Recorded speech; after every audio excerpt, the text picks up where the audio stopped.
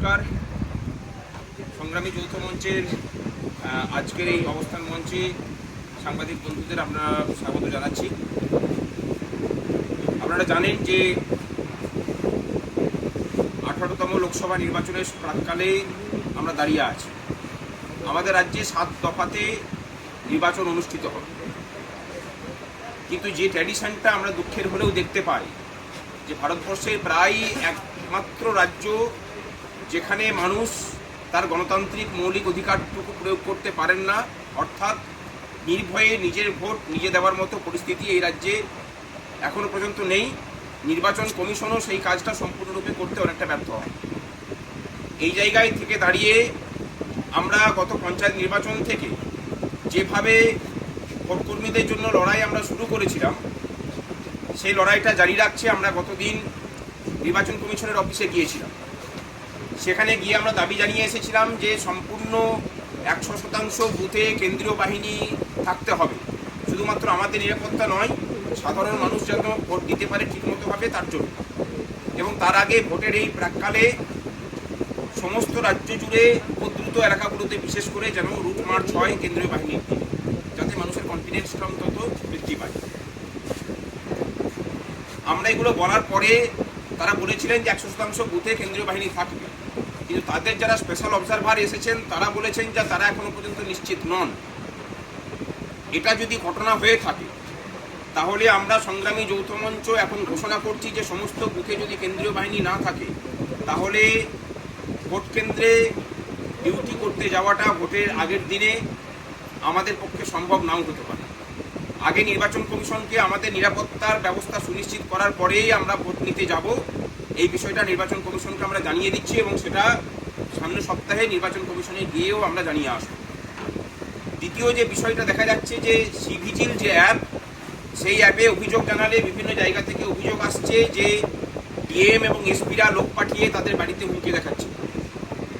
গত পঞ্চায়েত নির্বাচনে আমরা হেল্প ডেস্ক চালু করেছিলাম, সেখানে সাধারণ মানুষেরও প্রচুর ফোন এসেছিল, আমরা সেগুলো নিয়ে ব্যবস্থা নিয়েছিলাম।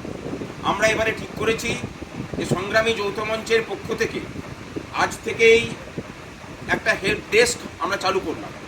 আপাতত 2টো ফোন নাম্বার এবং একটা ইমেল আইডি আমরা দিচ্ছি। তাতে যারা অভিযোগ করবেন সেই অভিযোগকারীর পরিচয় গোপন রাখা হবে এবং নির্বাচন কমিশনকে এই অভিযোগের নিষ্পত্তি করার জন্য আমরা চাপ দেব। এবং তার সাথে এই যে 7টা দফার ভোট হবে, সেই প্রত্যেক দফাতে আমরা লোকসভা আসন কেন্দ্রিক একটা করে হেল্পলাইন চালু করব, সেখানে ভোটকর্মীদের নিরাপত্তার বিষয়টা যুক্ত থাকবে। এবং তারই সাথে নির্বাচন কমিশনে আমরা যেদিন গিয়েছিলাম সেদিন তারা জানিয়েছিলেন যে এই হেল্প ডেস্ক যদি আমরা চালু করি, অর্থাৎ সংগ্রামী যৌথ মঞ্চ যদি চালু করে, তাহলে নির্বাচনের সাথে যুক্ত কর্মচারীরাও যেমন কনফিডেন্স বেশি পাবেন, কারণ তারা স্বাভাবিকভাবেই আমাদের কাছে অভিযোগ বেশি জানাবেন, ঠিক সেরকমভাবে মানুষের কাছ থেকেও হয়তো অভিযোগ বেশি আসবে, তারা মান্যতা দিয়েছিলেন। এবং তারই সাথে তারা বলেছিলেন যে এই ভোট প্রক্রিয়াকে যাতে স্বচ্ছভাবে করা যায় তার জন্য আপনাদের সহযোগিতা প্রয়োজন। এমনকি কোন এলাকাতে রুট মার্চ হবে সেই রুট মার্চের এরিয়া নিয়েও যদি আমাদের পরামর্শ থাকে তাহলে সেই পরামর্শ ওনারা চেয়েছেন। আমরা অলরেডি কাজ শুরু করেছি। এবং তারই সাথে সাথে গোটা রাজ্য জুড়ে যেসব আধিকারিক নির্বাচন কাজের সাথে যুক্ত, যারা পক্ষপাতমূলক আচরণ করছেন, আমরা সেগুলো নোট করছি। খুব তাড়াতাড়ি সেগুলো আমরা নির্বাচন কমিশনের হাতে আমরা দিয়ে আসব। নির্বাচন কমিশন বলেছিল যে কোনো অস্থায়ী কর্মচারীকে নির্বাচনের কাজে যুক্ত রাখা যাবে না। তারপরেও আমরা দেখছি যে আমাদের পার্শ্ব শিক্ষক বন্ধু থেকে শুরু করে 100 দিনের কাজের যারা ডাটা এন্ট্রি অপারেটর থাকেন, এরকম বহু অস্থায়ী চুক্তিভিত্তিক কর্মচারীদের তারা ডিউটি দিয়েছেন। আমরা এই লিস্ট তৈরি করেছি, আরও নাম সংগ্রহের কাজ চলছে। নির্বাচন কমিশনকে বলতে চাই যে যদি এই নামগুলো কাটা না যায় তাহলে সামনের সপ্তাহেই হয়তো 100% বুথে কেন্দ্রীয় বাহিনী, 100% বুথে ওয়েবকাস্টিং এবং অস্থায়ী কর্মচারীদের এই নির্বাচন প্রক্রিয়া থেকে বাদ দেওয়ার দাবি জানিয়ে আমরা হাইকোর্টের দ্বারস্থ হব। অস্থায়ী কর্মচারীদের কাজ দিতে আমরা আপত্তি আমাদের এই জায়গাতেই যে সরকার স্থায়ী নিয়োগ না করে প্রশাসনকে যে অচলাবস্থা তৈরি করেছেন, এখন সেটা ধরা পড়ছে। আমরা চাই অস্থায়ী কর্মচারীদের স্থায়ীকরণের কাজটা করিয়ে পড়ে তাদের কাছ থেকে স্থায়ী কর্মচারীর মতো ডিউটিটা সরকার নিয়ে। এই কয়েকটা কথা বলার ছিল। সামনের সপ্তাহে আমরা আবার আপনাদের সামনে মুখ চেয়েছি, কবে সময় দেয় দেখি, না হলে পরে আমরা যে কোনো দিন আপনাদেরকে জানিয়ে দেবো যে আমরা কবে নির্বাচন কমিশনে যাচ্ছি।